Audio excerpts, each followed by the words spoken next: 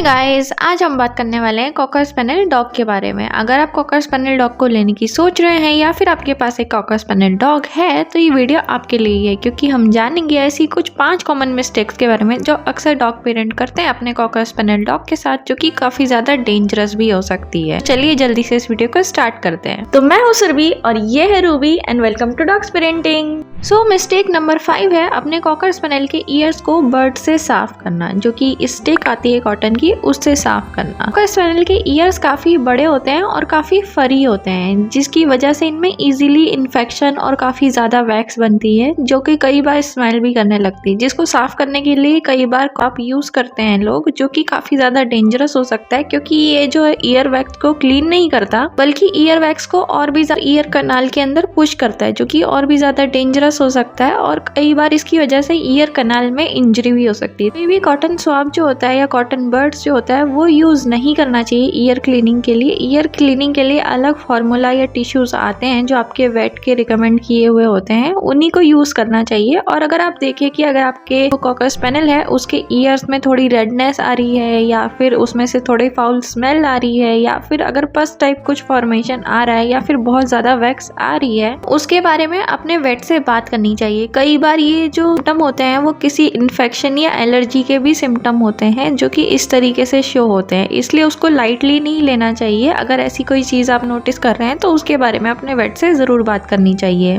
4th number पे आता है अपने कॉकर स्पैनियल पपी को बहुत ही ज्यादा हैवी एक्टिविटी कराना, जैसे जंपिंग, रनिंग और स्टेयर्स वगैरह चढ़ाना, जब तक वो 3 महीने से छोटा हो। कॉकर स्पैनियल जो होते हैं इनके अंदर बहुत ही जल्दी मोबिलिटी इश्यू क्रिएट होता है, जैसे hip dysplasia, elbow dysplasia, spine issues. और ऐसे में 3 महीने से छोटे डॉग जो होते हैं उनकी बोन्स तब डेवलप ही हो रही होती हैं, जिस समय अगर आप बहुत ज़्यादा हैवी एक्टिविटी कराते हैं तो उनके बोन्स और जॉइंट में बहुत जल्दी इंजरी होने के चांस बढ़ जाते हैं, जिसकी वजह से आगे जाके हिप एल्बो डिप्लेशिया या फिर जॉइंट डिसलोकेशन जैसी प्रॉब्लम हो सकती है। इसलिए ध्यान रखें कि अगर आपका कॉकर स्पैनियल 3 महीने से छोटा है तो उसको बहुत ज़्यादा हैवी एक्टिविटी ना कराएं, लेकिन इसके साथ उसको ऐसा भी नहीं करना है कि एक्टिविटी नहीं कराना। उसको लाइट वॉक या फिर स्विमिंग वगैरह जैसी एक्टिविटी जरूर करानी चाहिए, जिससे कि आपका डॉग हमेशा हेल्दी और हैप्पी रहे। इसी के साथ ही अगर आप अपने कॉकर स्पैनियल डॉग के लेग में स्टिफनेस जैसी प्रॉब्लम देख रहे हैं या फिर उसके जॉइंट में से क्रैकिंग साउंड आ रही है तो इस बारे में अपने वेट से जरूर बात करनी चाहिए, क्योंकि ये सारे सिम्टम हिप डिप्लेशिया के भी हो सकते हैं, जो कि काफी ज्यादा कॉमन होता है कॉकर स्पैनियल में।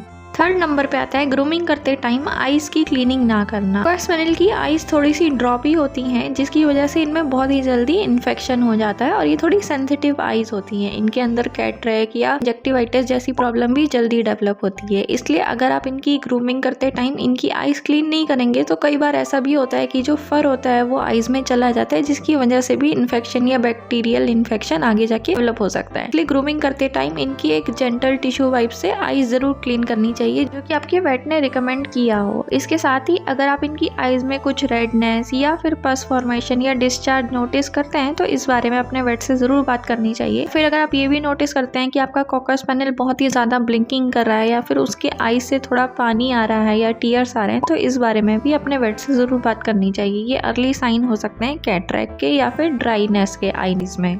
2nd नंबर पे आता है ओवर फीडिंग करना और साथ ही टाइम से एक्सरसाइज नहीं कराना। कॉकर स्पैनियल ऐसे डॉग होते हैं जिनमें बहुत ही जल्दी ओबेसिटी की प्रॉब्लम देखी जाती है, साथ ही इनके अंदर हार्ट इशू भी ज्यादा कॉमन होते हैं बाकी डॉग से। इसलिए इनकी जो फूड हैबिट होती है उस पर ज्यादा ध्यान रखना चाहिए कि एक तो ये बहुत ही ज्यादा फैटी फूड ना खाएं। अगर आप ऐसा फूड दे रहे हैं जो कि के वेट के रिकमेंड किया हुआ है तो ठीक है, अदरवाइज अगर आप अपने आप से फूड दे रहे हैं तो ध्यान रखें कि ऐसा फूड दें जो कि बहुत ही ज्यादा फैटी या हैवी ना हो। साथ ही फ्री फीडिंग ना करें, यानी कि एक बारी में जितना मन किया आपके कॉकर स्पैनियल ने उतना खाना खा लिया, उसकी जगह आप इनको इक्वलर अमाउंट में खाना डिवाइड करके दें, जैसे कि दिन में 3 से 4 बार इनके एज और वेट के हिसाब से, जो कि आपके वेट आपको बता सकते हैं कि कितना खाना कितनी बार देना है। उसी के साथ ध्यान रखें कि ये ट्रीट वगैरह भी ओवर ना खाएं। जैसे खाना तो खा रहे हैं, उसके साथ जो मार्केट में ट्रीट्स आती हैं उसमें भी बहुत ज्यादा फैट होता है, तो कहीं ये ओवर फीडिंग तो नहीं कर रहे ट्रीट्स पे, उस चीज का ध्यान रखना चाहिए। साथ ही ध्यान रखें कि इसके साथ ये थोड़ा फाइबर वगैरह अपने डाइट में लेते रहें, जैसे कि कुछ फ्रूट्स हो गए, वेजिटेबल हो गए, सब अपने डाइट में ही लेते रहें और साथ ही रेगुलर वॉक वगैरह पे जरूर जाएं जब इनकी वैक्सीनेशन प्रॉपर हो जाए, तो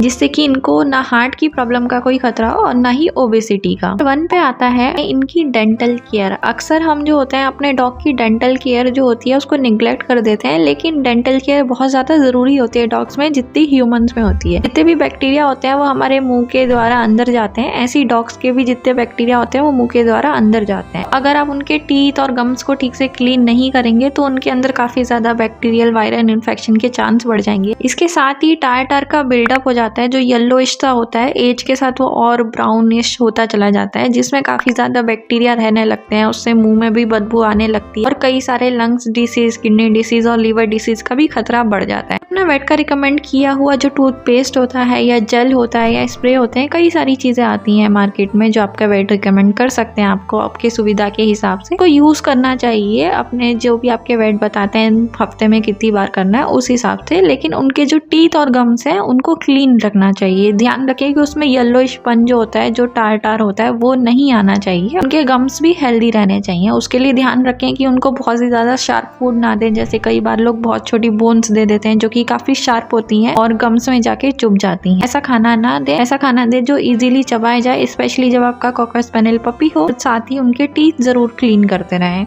इसी के साथ एक बोनस पॉइंट है कि ध्यान रखें कि आपके कॉकर स्पैनियल के जो वैक्सीनेशन है वो डिवॉर्मिंग टाइम पे हो और कम से कम 1 साल तक डिवॉर्मिंग आप अपने वेट के पास से ही कराएं, क्योंकि उससे क्या होता है कि एक रेगुलर वेट चेकअप भी हो जाता है। आपके वेट जो है उसकी आईज, पॉज, स्किन वगैरह चेक कर लेते हैं। अर्ली डिटेक्ट हो जाता है कि कोई स्किन इन्फेक्शन तो नहीं है या फिर आपके डॉग को एनीमिया तो नहीं है या पेट में ब्लॉटिंग वगैरह तो नहीं है। अक्सर फर्स्ट टाइम जो डॉग पेरेंट होते हैं उनको ये सब चीज़ें नहीं पता होती और वो सिम्टम्स को जल्दी नहीं पिकअप कर पाते, जिसकी वजह से आगे जाके प्रॉब्लम बढ़ जाती है। इसलिए रेगुलर वेट चेकअप कराते रहें और डिवॉर्मिंग भी कम से कम 1 साल अपने वेट के पास से ही कराएंगे तो ज्यादा बेटर रहेगा। उसी बहाने वेट चेकअप भी हो जाएगा। आपको वैक्सीनेशन हमेशा टाइम पे रखें। अगर कोई भी डॉग प्रॉपर वैक्सीनेटेड होता है तो अगर उसको कोई बीमारी भी होती है तो वो जल्दी क्योर हो जाती है और उसका खतरा भी कम हो जाता है बीमारी का। इसलिए वैक्सीनेशन टाइम पे होना बहुत ज्यादा जरूरी है किसी भी डॉग के अंदर। ये थी हमारी आज की वीडियो। होप कि आप लोगों को अच्छी लगी हो, हेल्पफुल लगी हो, तो प्लीज लाइक, शेयर, सब्सक्राइब जरूर कर देना। अगर कोई चीज समझ ना आई हो या फिर कोई चीज पूछनी हो तो नीचे कमेंट सेक्शन में जाके कमेंट कर देना। इसी के साथ हमारी इंस्टाग्राम की आईडी भी नीचे डिस्क्रिप्शन में दे रखी है, तो वहां पे भी जाके आप हमें फॉलो कर सकते हैं। अगर कोई चीज पूछनी हो तो डीएम कर सकते हैं। आज के लिए बस इतना ही, मिलते हैं अगली वीडियो में। अभी के लिए बाय बाय।